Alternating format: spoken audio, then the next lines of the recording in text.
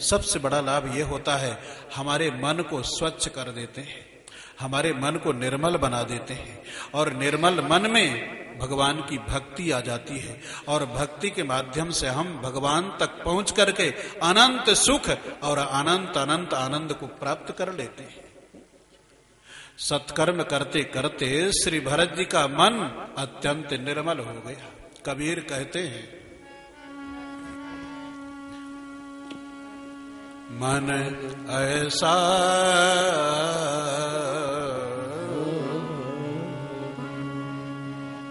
मन ऐसा निर्मल हुआ,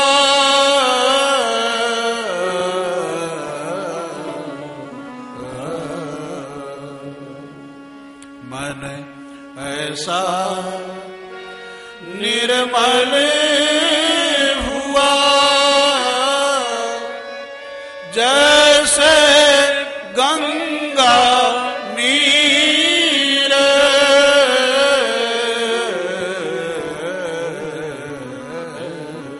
और पाछे पाछे हरि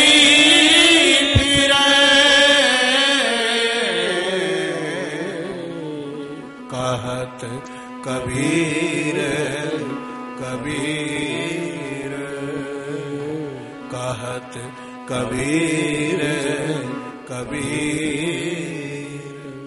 मन ऐसा निर्मल हुआ जैसे गंगा नीर, पाछे पाछे हरि फिरें कहत कबीर कबीर। निर्मल मन वाले भक्त के पीछे पीछे भगवान चला करते हैं। श्रीमद् भागवत में भी भगवान कहते हैं, अनुव्रजाम में हम नित्यम पूये ये त्यंग रेणु भी। मैं निर्मल मन वाले भक्त के पीछे पीछे चला करता हूं। भगवान से पूछा गया, आप आगे आगे क्यों नहीं चलते? भगवान ने कहा, इसलिए कि मेरे भक्त के चरणों की रज मेरे ऊपर पड़े तो मैं धन्य हो जाऊं। भक्त के चरण की लोभ से मैं उसके पीछे पीछे चला करता हूं। निर्मल मन वाला भक्त भगवान को इतना प्यारा लगता है।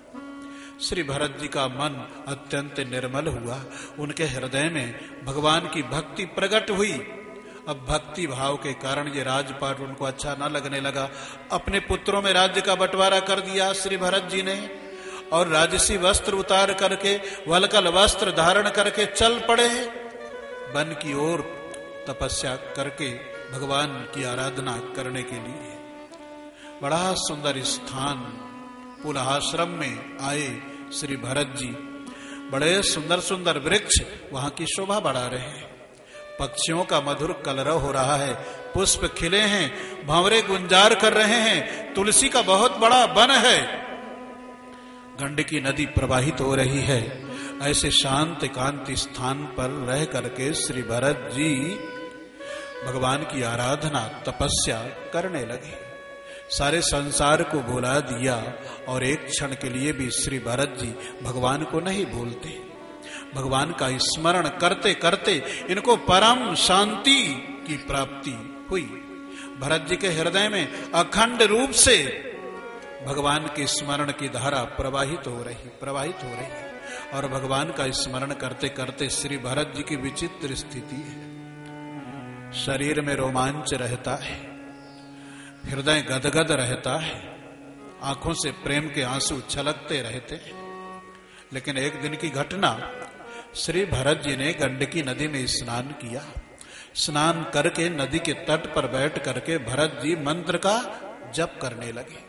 उसी समय एक हरिणी प्यास से व्याकुल होकर के गंडकी नदी में आकर के पानी पीना चाहा, और जैसे ही हरिणी पानी पीना चाहती है, पीछे की तरफ बड़े जोर से सिंह ने गर्जना कर दिया। हरिणी वैसे ही डरपोक होती है, सिंह की गर्जना की ध्वनि को सुन करके बेचारी हरिणी कांप गई, पानी पीना तो भूल गई।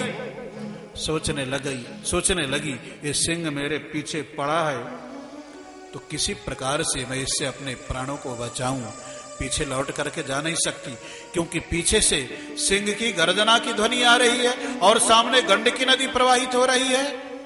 तो भयभीत हरिणी ने अपने प्राणों को बचाने के लिए, गंडकी नदी को पार करने के लिए गंडकी नदी में छलांग लगा दिया।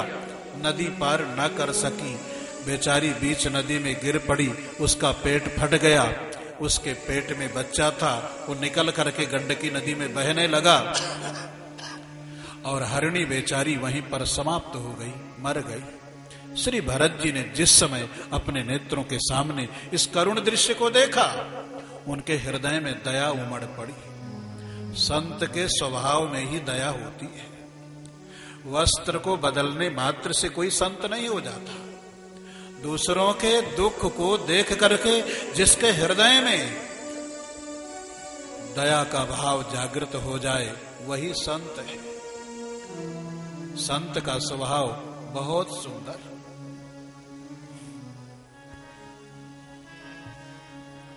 संत हृदय नवनीत समाना, कहेऊ कवि न पर कहई न जाना। संत हृदय नवनीत समाना, कहेऊ कवि न पर कहऊ न जाना। निज परिताप द्रवई नवनीता, पर दुख दुखी संत सुपुनीता। निज परिताप